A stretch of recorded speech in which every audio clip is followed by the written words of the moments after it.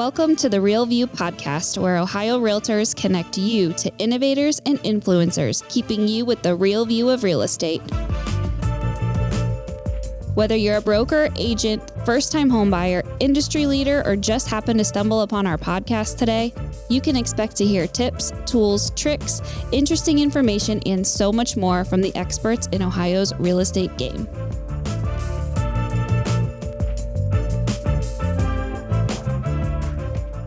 Hi, everyone, and welcome back to the Real View podcast. I am your host, Allison Wiley. Joining me today, our special guest is Amanda Neely. She is a certified financial planner, CFP professional, and CEO of Wealth Wisdom Financial. She's passionate about making financial planning accessible through podcasting, which we love, and personalized strategies for individuals, couples, and small business owners. Amanda works virtually with clients across the U.S., helping everyday Americans build smart, stable financial futures. With a down-to-earth approach, she empowers people to take control of their money and align their finances with what truly matters in life. Amanda, welcome onto the show. We're so happy to have you. Thank you for having me, Allison. It's great to be here. And you're going to talk to us today about specifically realtors and their finances. And we're such a unique job, and how we make our money is so unique. It's different than, maybe the average office job, nurse, teacher, so we should be thinking about it differently. We should be planning, in different and unique ways. And you're going to tell us all about that on your best advice, best tips to how to make sure that, we are running our finances in a way that can save us, in uncertain times or, in any bit of change that comes up. But before we get started in that, I would like to hear a little bit about you. Could you tell us about yourself, how you got started in the industry, and a bit about how you got involved in this financial world? Yeah. If you had asked me 20 years ago if I'd ever be a financial planner, I wouldn't even have known what that is. I grew up in very humble circumstances where my parents never had enough money to even, work with a financial advisor or anything like that. And then I went off to college, and, I was in Chicago for college and just met so many people from so many different walks of life. I found that entrepreneurship was really my calling over time, and started a business. It was really great. But a couple of years in, we realized how on the edge of bankruptcy we really are. And I, at that point, started working with a financial planner myself, and he was really great, kind of walked us back from that edge, got us to a much safer, more in control of our finances place. I'd always been in control of my finances, but I didn't realize how much more I needed to be in control. We could talk about the different, what that looks like. And then when we found out we were expecting and starting our family, we decided, exploring options. We ended up deciding to sell that business. And then we're trying to think what's next? And we thought of the transformative work that financial planner had done in our lives. And we're like, what if we do that for other people? And so we went into a mentor relationship with him, learned from him, which, the best in my opinion. And that it's been about 7.5 years. Actually, one of my very first clients within the first 3 months of starting is a realtor, still my client today. So to the chance to come and talk with realtors, I have a lot of experience with it. And you have a business, you are your business. Even if you're part of a brokerage or, it could be big or small, you're still your own business, right? As a commission maker. And I know how to work in business. And now as a financial planner, right? I have variable income too, and, things like that. So we have much more in common than I think people might realize. I love that. And that's why I think you were the perfect person to come on and talk about this today. And, you wrote a great article and laying out some really practical and cool and fun and different strategies, that I've, enjoyed reading about. So I know that, our members and our listeners are going to find something to take away from this and to get those finances in order. And I think that that's something that as realtors, we are so focused on the next listing, the next client, taking care of our clients, referrals, that I think this is something that can easily be pushed off to the side. Is that something that you've kind of seen in your time working with realtors? And tell us about, how they're so unique and different as a client than maybe a traditional job. One thing is you have to make money. right? Like the more effort you do, or the more strategic that effort, not necessarily more effort, but more strategic effort, the more money you're probably going to make. And so many focus there. You do have to make money to keep going, right? But we get so caught up in that, and we keep moving the goalpost and trying to do more and more, that we forget that you have to also learn how to keep money. And making money and keeping money are very different skills. And a lot of people get into this trap that they feel like the more they make, the keeping will just figure itself out. And so if they're never taught or walked through, okay, here's actually the skills and the things you need to learn how to keep money, then they'll just keep making more and more, but spending more and more, or building more and more risk, that the keeping never comes. You got to be intentional about it, right? I think it's so important, and especially when the real estate industry is one of those industries where it's constantly changing. You can't predict it. You don't know what it's going to be like a year from now. We can try, we can listen to all the economists and all the forecasters, but we really don't know. Things change on such a regular basis in this industry, and having solid finances, having a plan, knowing where your money is going is really just a smart thing to do, and something that everyone, should be paying attention to, and being intentional about, and having a strategy, working, with someone like you, and really, planning so that when those times of change or uncertainty do happen, we're ready to go and it's not going to phase us. In fact, it can even help us thrive, which I think is really cool. And you mentioned some ways, that hey, this could actually work from you and help you be better in those times of uncertainties, not just survive, but thrive, which we love. Yes. Love that. Yeah. So I think let's start at the beginning. You talk about this profit first system, and I see the book in the back of your background. I know you guys can't see this who are listening, but I see the book in your background on the shelf there. Talk to us about what that means, why it's something that you proclaim and really have liked, and how that kind of fits into our real estate world. So I first heard about Profit First, I think back in 2014. So I've been a practitioner, a user of it in my former business, and then now in this one too. And it's at its simplest, it's you take your commission, your revenue, you pay yourself first, and then you run the business on whatever is left. Your operating expenses, your marketing budget, all those kind of things come from what's left after you've paid yourself. Now there's a little more complications to that, right? You got to set aside Uncle Sam's part, right, to pay the IRS, taxes, things like that. But at its core, it's you pay yourself first. Now, when I first heard about this, all I did was, instead of paying myself at the end of the month, I started paying myself at the beginning of the month. So then it would be like a very clear, like, okay, this is my, like we kind of do this with personal budget, personal stuff. We'll make sure our mortgage is paid and all our bills are paid. And then we get to like spend what we want for left over. Well, what usually people do in their business is they make sure, if they have any kind of rent covered, their bills, right, their assistant salary, things like that first. And then they'll be like, okay, now I can pay myself this.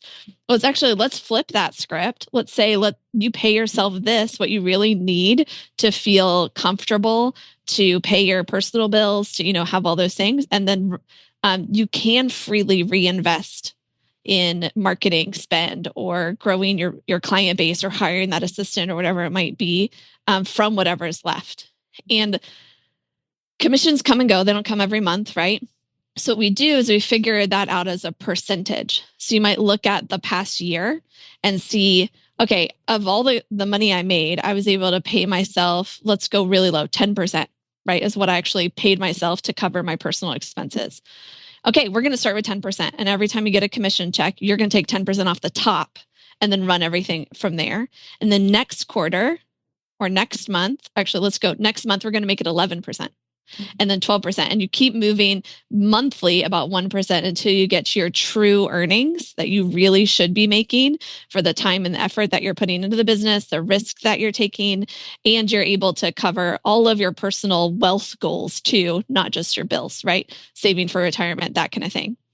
And so then hopefully, as you get commissions, you're able to build up a commission vault, because you're only taking 10%, but you're like, next time I'm going to take 11%. Or, that kind of thing, but the commission might not come in. You're going to probably spend a little bit differently. And over time, you're going to kind of get a good picture of, okay, this commission came in. I'm going to use it for, 3 months. The next commission is going to come in. You get a better picture of what you can actually spend on operations and growing your business that way.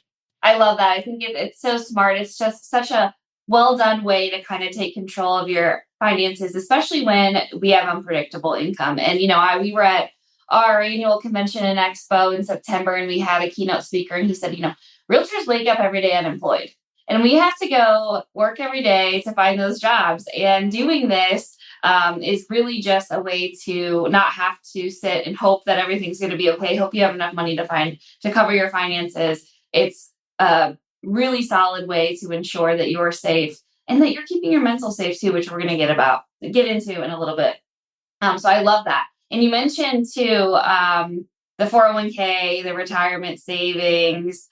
In a typical job or common office job or teacher or nurse, you're offered those 401ks and those, pension plans even. Real estate is a lot different. So talk to us a little bit about, how we should be saving for retirement, what you advise when it comes to retirement planning, 401ks, anything like that. What's your strategy kind of when we're thinking about saving for our retirement?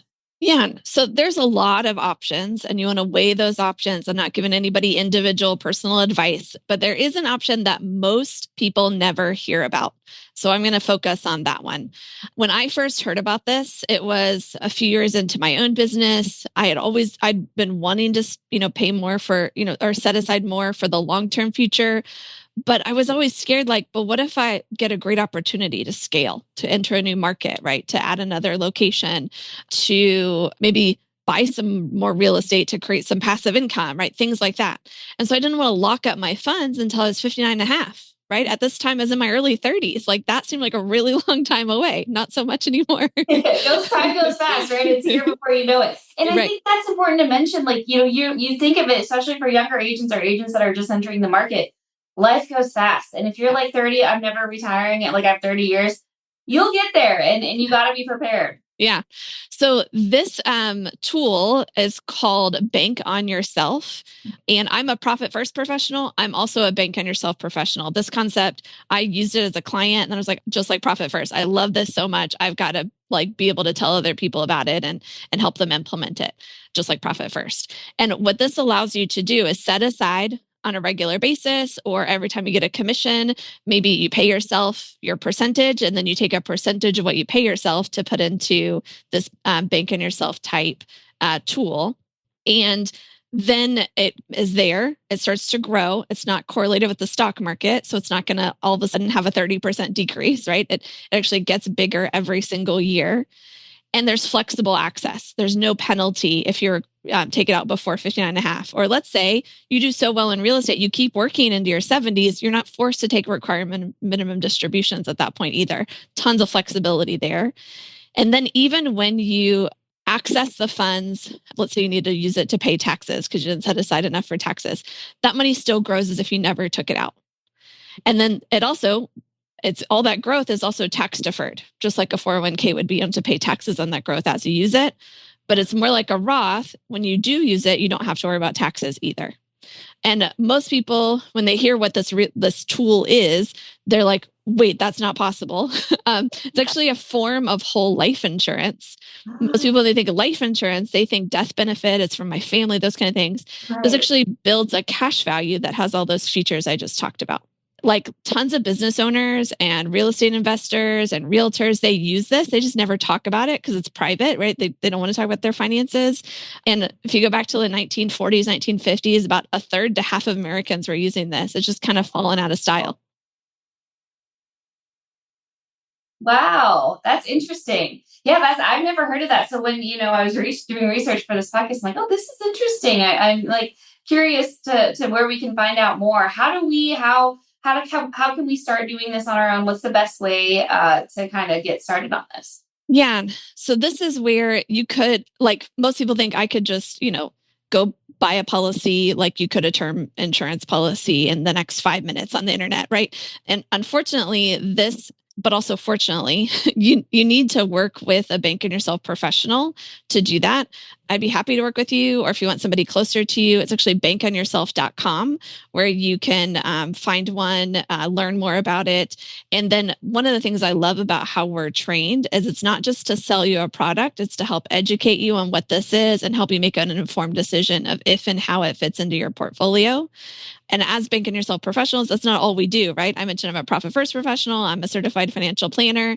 So you're also building a relationship with a financial professional who can help in other areas of your life too, even if you decide Bank and Yourself's not right for you. I love that. I think that's absolutely worth anyone, who has this need, which hopefully you all do, or, are all thinking about this. And if you're not, you are going to now after hearing this. But I think it's just a great thing to look into. It sounds like there's a ton of advantages. I know you're taking advantage of it. So absolutely something I think every realtor out there should at least be researching, be having a conversation about. Doesn't hurt to just explore, some of your options. And as you mentioned too, there's so much out there. There's so much that you can do, but worth doing research on and seeing if it makes sense for you. I think absolutely. Okay, I want to switch gears a little bit into emergency funds, savings, what that should look like, how much realtors should have in there. We know the standard advice is that 3 to 6 months, but I know you recommended realtors maybe having a little bit more in there just due to the nature of the work that we do. So, talk to us about emergency funds, what that should cover, and how we can use that as a business tool. Yeah. So used a lot of shoulds in there. If anybody's having an allergic reaction to that, I feel you.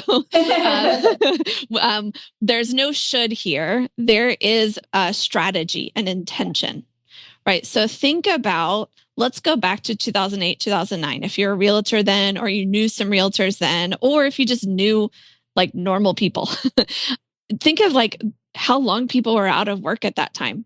I know I knew people that couldn't find work for 2 years. And a lot of people decided, I'm going to go back to grad school, or I'm going to get this advanced certification or license or whatever at that time, because I just can't find work. I need to be doing something and maybe I can make more later. So actually we're spending money to find work, right? So think of, I like to call this my sleep well at night number, SWAN, SWAN number.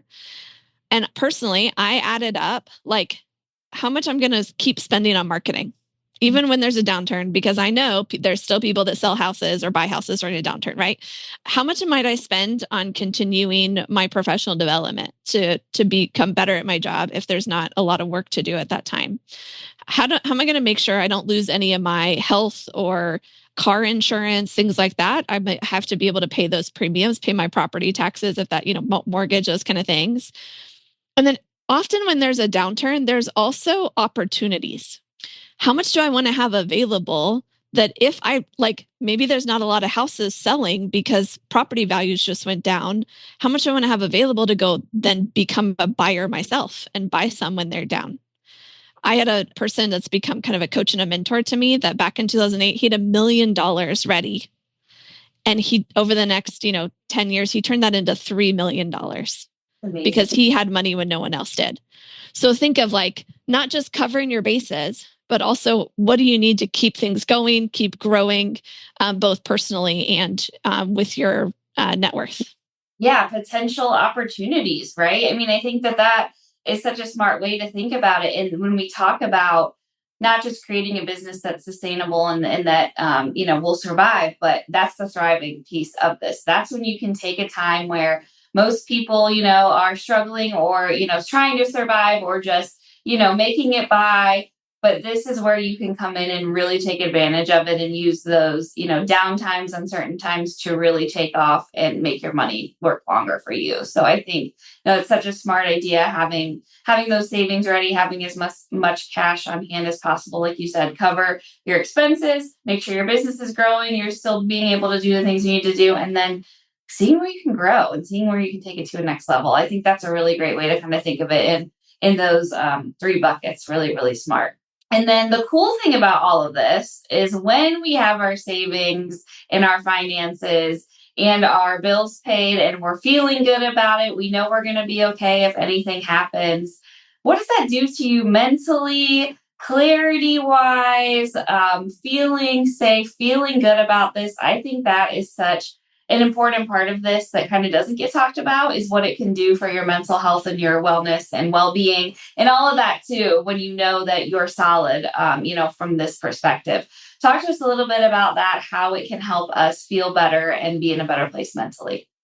I think all of us have experienced this. And so there's no surprises here. If you are stressed, you tend to make poor financial decisions, whether it's, a shopping spree, right? Or something like that.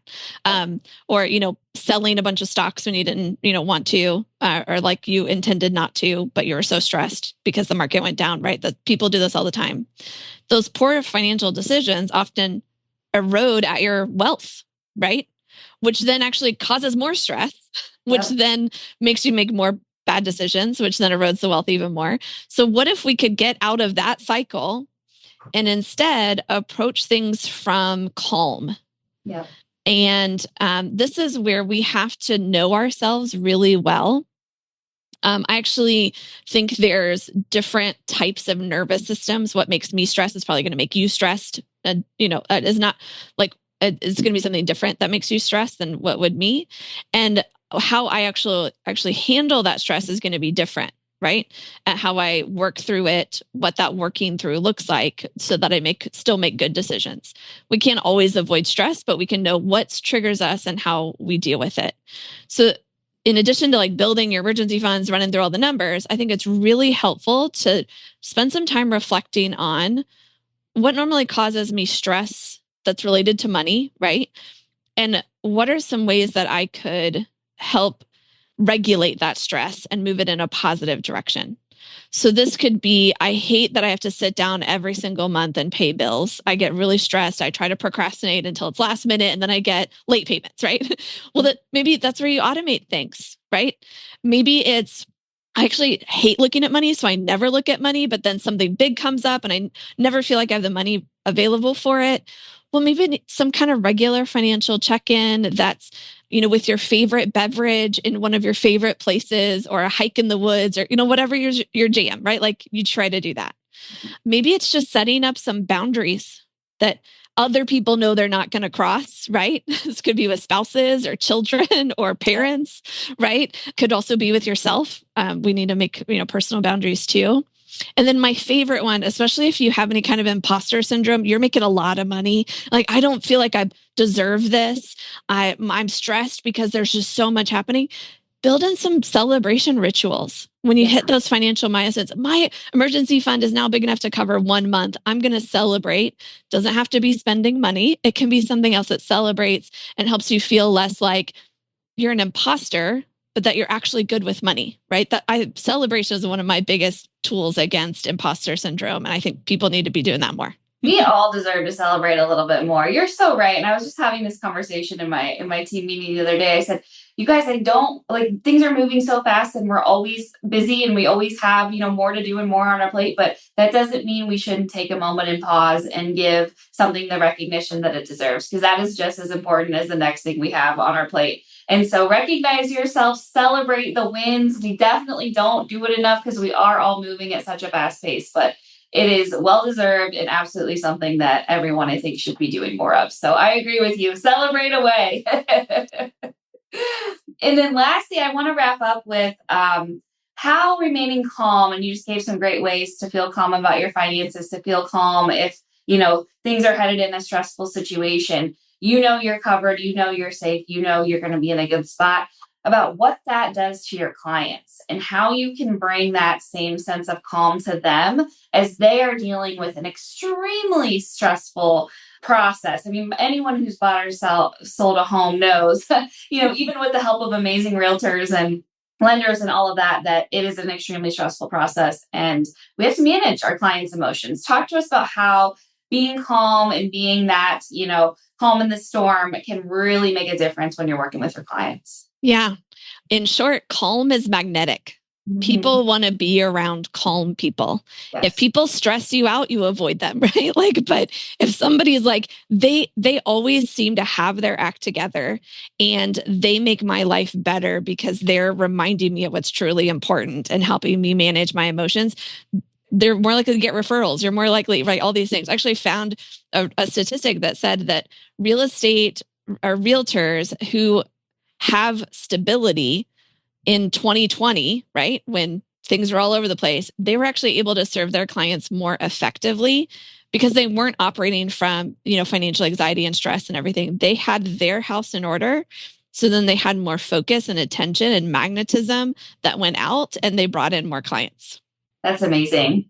So this isn't just about building your personal wealth. It's actually being a better realtor and making more money. Yes. Funny enough, right? Yes. It all is such a symbiotic relationship. It all goes together. When you're taking care of yourself, you're feeling good. You're able, like you said, to be a better realtor, to serve your clients on that next level. They're going to feel that, they're going to recognize that, and they're going to appreciate that so much, because how can you as a realtor, if you're stressed out and crazy and your life is in disarray, how can you help someone through the biggest purchase, that they're likely to make in their lives? It doesn't seem like that would, be a positive experience for either one of the realtor or the client. So I think it's just great all the way around. It's such a great thing to help get some of that stress off your plate, to know. And you mentioned in the beginning, the control, to know that you're in control of this, because I think so many times you can feel out of control or not know, especially when you wake up unemployed every day. That can be scary. And this is something that you can take control of, feel good about, and know that it's one less thing you kind of have to worry about at the end of the day. Absolutely. And like you brought this back up, I'm so glad you did. Control isn't just managing every penny, knowing where every penny is going. If you do that, good for you. If you don't ever want to do that, that's okay too. Control is knowing your big picture, your why. If nothing else is true, this helps you maintain calm. This helps you be magnetic. This helps you feel like you are living for something bigger than just yourself. And when you have that clarity, that confidence, and you make every other decision around it, it's way better than if you feel like control means I need to do X. The spreadsheets have to be color coded and all the things. I'm here to tell you, I'm the kind of person, I actually helped my parents get out of credit card debt in middle school. Wow. I forced my mom to sit down at the kitchen table with me. I didn't know it was supposed to be hard, right? Yeah. I'm that kind of person. But I can tell you a color-coded, spreadsheet with, all the ducks in the row, the perfect financial plan does not equal control. Knowing that all of those things align with who you are made to be, what you're put on this planet to do, that big why, whatever you want to call it, is control. And until you have that, you're out of control. Yep. Out of control. Your life's out of control. Business out of control. Not going to be a very successful realtor, I don't think, if things are spiraling. So this is such a great way to do that, to get some control into your life and to just make you a better person and a better realtor. So I love this all. This was so amazing. I want to thank you again, Amanda.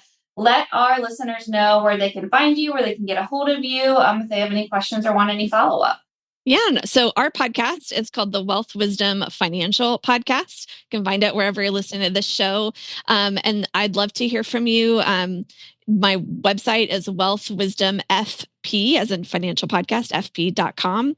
There you can find my calendar links, all the things. I'd love to talk to you and help. I don't know very many other financial professionals of all the different shades that think the way I do. My degree from undergrad is in psychology.